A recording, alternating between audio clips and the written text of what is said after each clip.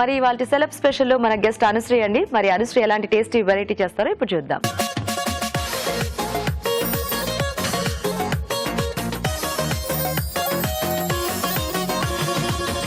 Hi అండి, నేను మీ అనుశ్రీ మళ్ళీ వచ్చేసాను.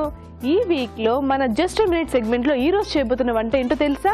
నీలగిరి చపాతీ. మరి దానికి కావాల్సిన పదార్థాలు ఏంటో చూసేద్దామా? నీలగిరి చపాతీ తయారు చేయడానికి కావాల్సిన పదార్థాలు: గోధుమ పిండి 1 కప్పు, తరిగిన బచ్చలి కూర 1/2 కప్పు, తరిగిన పాలకూర 1/2 కప్పు, కొత్తిమీర 1/2 కప్పు, తరిగిన పచ్చిమిరపకాయలు 4, ఉప్పు తగినంత, జీలకర్ర 1 టీ స్పూన్, నెయ్యి 2 టేబుల్ స్పూన్లు. ఓకే అండి, మన నీలగిరి చపాతీలు తయారు చేసుకోవడానికి కావాల్సిన పదార్థాలు ఏంటో చూసేసారు కదా. ఇప్పుడు దాని తయారీ విధానం చూద్దాం. ఫస్ట్ మనం ఒక బచ్చల కూర పాలకూర కలిపి పేస్ట్ లా చేసుకొని పెట్టుకున్నాం. ఇప్పుడు ఒక బౌల్లో గోధుమ పిండి, ఇప్పుడు మనం బచ్చల కూర పాలకూరతో చేసుకున్న పేస్ట్ ని ఇందులో కలిపేద్దాం. వీటికి నీలగిరి చపాతీలు అని ఎందుకు పేరు వచ్చింది అంటే, నీలగిరి అంటే అంతా గ్రీనరీగా ఉంటుంది, సో ఈ చపాతీ కూడా అలాగే ఉంటుంది కాబట్టి దీనికి నీలగిరి చపాతీ అని పెట్టారు. రెగ్యులర్గా అందరూ నార్మల్ చపాతీ రోజు తింటూనే ఉంటారు, బట్ ఇది డిఫరెంట్గా ఉంది, ట్రై చేయండి తప్పకుండా. దీంట్లో కొంచెం తరిగిన పచ్చిమిర్చి, కొంచెం జీలకర్ర, సాల్ట్, మనకి టేస్ట్కి సరిపడా సాల్ట్, కొంచెం కొత్తిమీర. దీన్ని ఇప్పుడు వాటర్ పోసుకొని చపాతీ పిండిలో కలిపేద్దాం.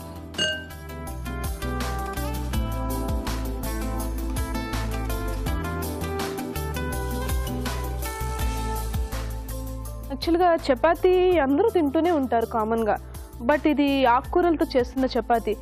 పిల్లలు రెగ్యులర్గా ఆకుకూరలు ఎక్కువగా ఇష్టపడరు.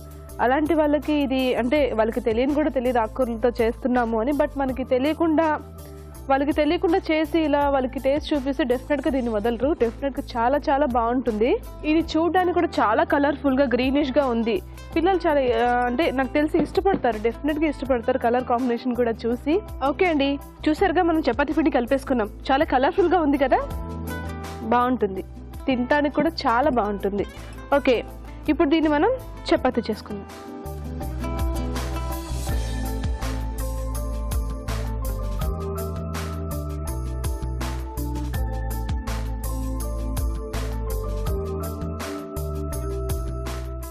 ఓకే అండి, దీన్ని మనం చపాతీలా చేసుకుందాం.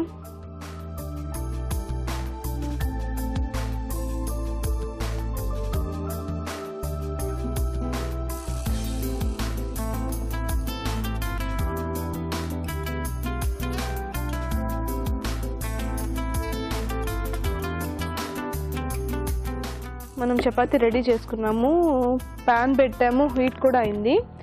దీన్ని మనం నేతితో కాల్చుకుందాం. ఓకే, ఇది అంటే 1 సైడ్ కాలిన తర్వాత తిప్పి నెయ్యి వేద్దాం, అప్పుడు బాగుంటుంది.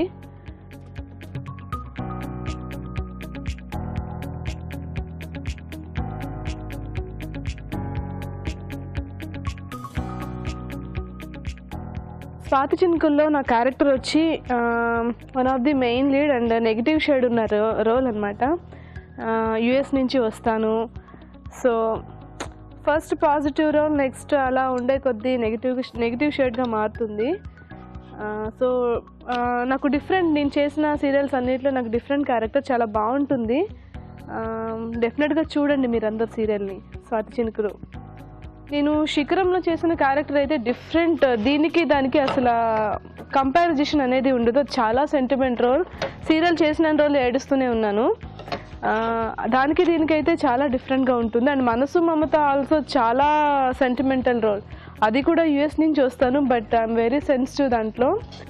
ఇంకొకటి, నా ఫస్ట్ ప్రాజెక్ట్ వచ్చి అలా మొదలైంది రఫ్ అండ్ టఫ్ క్యారెక్టర్. ఇటీవల నా 4 సీరియల్స్ కూడా డిఫరెంట్ క్యారెక్టర్స్, దేనికి మ్యాచ్ ఉండదు, చాలా బాగుంటుంది. డెఫినెట్గా మీరు చూడండి స్వాతి చినుకులు, ఎంజాయ్ చేస్తారు, మంచి ట్విస్ట్లు ఉన్నాయి. సో ఇది కూడా మనకి ఆల్మోస్ట్ అయిపోయింది, 2 సైడ్స్ ఫ్రై అయిపోయింది. చూడడానికి గ్రీనిష్ కలర్లో చాలా బాగుంది కదా. రెగ్యులర్ చపాతీ తినే వాళ్ళకి ఇది తింటే చాలా చాలా చాలా బాగుంటుంది. ఇది అయిపోయిందండి, సర్వింగ్ ప్లేట్లోకి తీసుకొని సర్వ్ చేసుకుందాం. ఓకే, చూసారు కదా, వేడి వేడిగా నీలగిరి చపాతీలు రెడీ అయిపోయినాయి.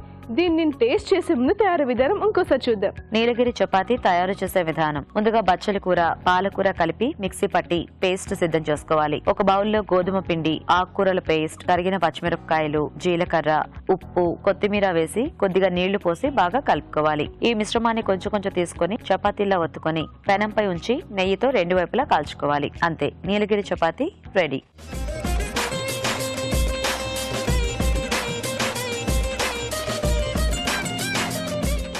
దీని తయారీ విధానం ఏంటో చూసేసారు కదా, మనం ఒకసారి దీన్ని టేస్ట్ చేసి చెప్దాం ఎలా ఉందో.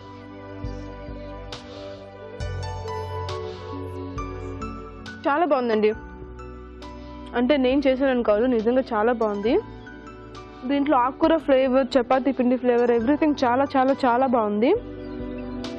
డెఫినెట్గా బాగుంటుంది. ట్రై చేయండి మీరు ఇంట్లో, మర్చిపోవద్దు. మీ పిల్లలకి చాలా హెల్దీ ఫుడ్ ఇది. డెఫినెట్గా ట్రై చేసి పెట్టండి. ఓకే అండి, నెక్స్ట్ వీక్ మరొక మంచి రెసిపీతో కలుస్తాను. అంతవరకు బాయ్. ఓకే, మరి అనుశ్రీ చేసిన వెరైటీ చూసారు కదా, ఇప్పుడు మనం కార్వింగ్ చూద్దాం. సురాజ్ గారు ఏం కార్వింగ్ చేస్తున్నారు? దోసకాయ పైన చేస్తున్నాను. ఒక ఫ్లవర్ వేస్తున్నాను. ఓకే,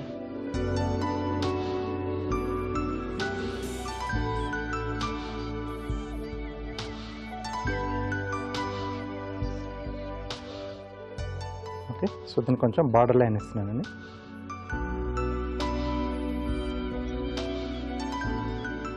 సో తర్వాత కింద పెటల్స్. ఓకే,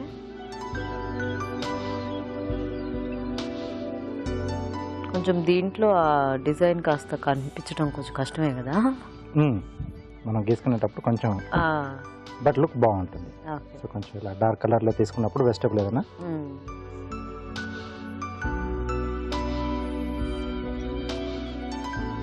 సో వీటి కూడా బార్డర్ లైన్, మనం ఏది తీసుకున్నా ప్రతి ఒక్క పెటల్ కొంచెం బార్డర్ లైన్ వేసుకుంటే మనకు ఫైనల్గా ఆ పెటల్స్ యొక్క లైనింగ్ కనిపిస్తూ ఉంటుంది. ఓకే,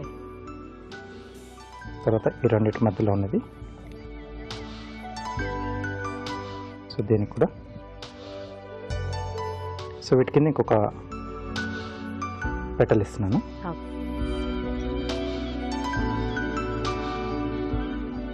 ఆర్కిడ్ లా వస్తుందండి నాకు. ఓకే,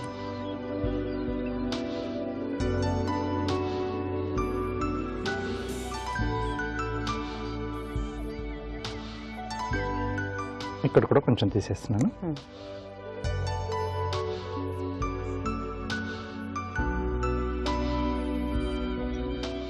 సో ఏదైనా డార్క్ వెజిటబుల్ ఉన్నప్పుడు మనం ఇట్లా ట్రై చేసుకోవచ్చు. వాటి మీద అయితే చాలా బాగా కనిపిస్తుంది. సో దీని పక్కన వచ్చి మనం స్కిన్ మొత్తం పీల్ చేసి తీసేస్తే మనకు మధ్యలో వేసుకున్న ఆ లైనింగ్ అంతా కూడా బాగా ఎలివేట్ అవుతుంది.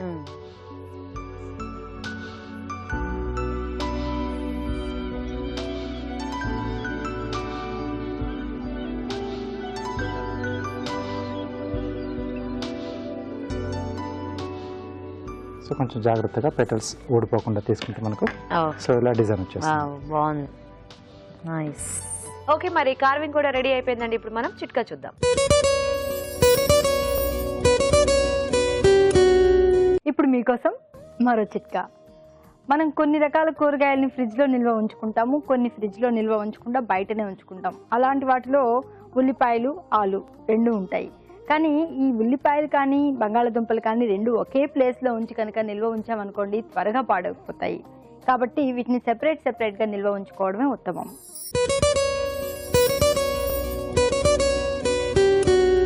ఇప్పుడు మీకోసం మరో చిట్కా.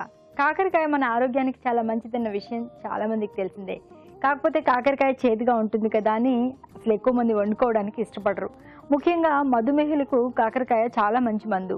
రక్తంలో గ్లూకోజ్ లెవెల్స్ని చాలా వరకు కంట్రోల్ చేస్తుంది. మరి కాకరకాయ చేదు లేకుండా వండుకోవడం ఎలా అంటే, ఇందుకు రకరకాల చిట్కాలు మనం ఎప్పుడూ చెప్పుకుంటూనే ఉన్నాము. ఈ చిట్కా కూడా ఫాలో అవ్వండి. కాకరకాయలు ముక్కల్లాగా కట్ చేసుకుని దానికి కాస్త ఉప్పు రాసి నీళ్లు చల్లి 1 గంట పాటు అలా పక్కకుంచేయాలి. దాని తర్వాత కూర కానీ ఫ్రై కానీ చేసుకున్నట్లయితే ఈ కాకరకాయ అంత చేదుగా అనిపించదు. ఇప్పుడు మీకోసం మొదటి చిట్కా. గ్రేవీ కూరలు చేసుకున్నప్పుడు అవి బాగా పలచబడిపోయాయి అనుకోండి, అంటే నీళ్ళు ఎక్కువగా వేసేసినా ఇలా పలచబడినప్పుడు అందులో కొద్దిగా బ్రెడ్ ముక్కని తుంచి పొడిలాగా చేసి వేసేసామనుకోండి, గ్రేవీ కూర బాగా చిక్కబడుతుంది. చపాతీలోకి, అన్నంలోకి హ్యాపీగా తినొచ్చు.